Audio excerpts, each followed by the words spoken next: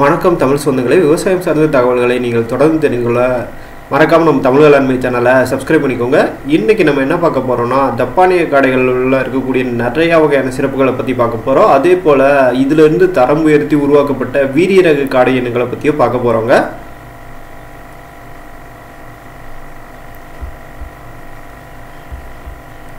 இந்த ஜப்பானிய காடைகளில் இதுவரைக்கும் சொல்லப்படாத எத்தனையோ வகையான தகவல்கள் நிச்சயமாக இந்த காணொலி வேலை நீங்கள் தெரிஞ்சுக்கிடுவீங்க. ஜப்பானியர்கள் தாங்க முதல் முறையாக காடுகளில் இருக்கக்கூடிய காடைகளை வணிக ரீதியாக வளர்க்க முடியுங்கிறத நிரூபித்து காட்டினவங்கன்னே சொல்லலாங்க. பல நூற்றாண்டுகளுக்கு முன்னாடியே இதை அவங்க சாதிச்சிட்டாங்க. 1930 1950 காலகட்டங்களில் முதல் முறையாக அமெரிக்கர்கள் இந்த ஜப்பானிய காடைகளை வணிக ரீதியாக வளர்க்க முடியுமாங்கிற சோதனை பண்ணாங்க. அதில் அவங்க பெரிய லெவலில் வெற்றி அடைந்தாங்கன்னே சொல்லலாங்க. அதை தொடர்ந்து பார்த்திங்கன்னா யூரோப்பு, மிடில் ஈஸ்ட் போன்ற பகுதிகளில் இந்த காடை இனங்கள் கொஞ்சமாக பரவ ஆரம்பிச்சு 1974 கிட்ட இந்தியாவிலையும் பார்த்திங்கன்னா இந்த காடை இனங்களை வாங்கினாங்க.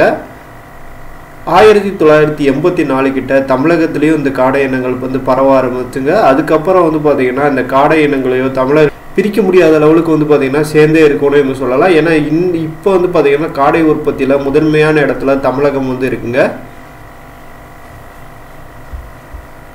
பொதுவாக அந்த ஜப்பானிய காடைகள் மூலம் நம்ம 3 வகையான வழிகளில் பார்த்திங்கன்னா லாபம் ஈட்ட முடியும்.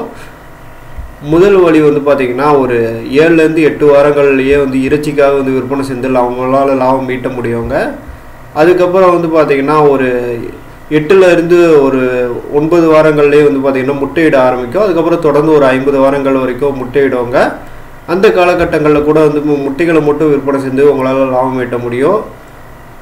மூன்றாவது வழி பார்த்திங்கன்னா இந்த காடை குஞ்சுகளை விற்பனை செஞ்சு கூட உங்களால் லாபம் ஈட்ட முடியும். இப்படி 3 வகையான வழிகளில் லாபம் ஈட்ட முடியும். நிறைய பெரிய காடை வளர்க்குறவங்க இந்த 3யுமே சேர்ந்து பெரிய லெவலில் லாபம் ஈட்டுறாங்கன்னே சொல்லலாங்க. சரி, இந்த ஜப்பானிய காடைகளை பொறுத்த வரைக்கும் ஒரு 6 வாரங்கள்லேயே ஆண் காடை 100 to 140 கிராமோ, பெண் காடை 120 to 160 கிராமோ வெயிட் எட்டக்கூடியது.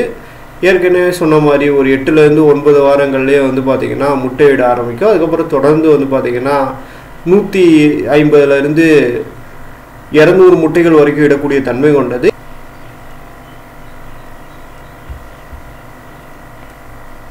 சரி, ஜப்பானிய காடைகள்லேருந்து எந்தெந்த வகையான இனங்களை தரம் உயர்த்தி உருவாக்குனாங்கன்னு நீங்கள் கேட்டிங்கன்னா, நம்ம தமிழகத்தில் மட்டும் கிட்டத்தட்ட 4 வகையான காடை இனங்களை உருவாக்கியிருக்காங்க. இதே பார்த்திங்கன்னா இந்திய லெவலில் எக்கச்சக்க வகையான காடை இனங்கள் உருவாக்கியிருக்காங்க இந்த ஜப்பானிய காடைகளை வச்சு.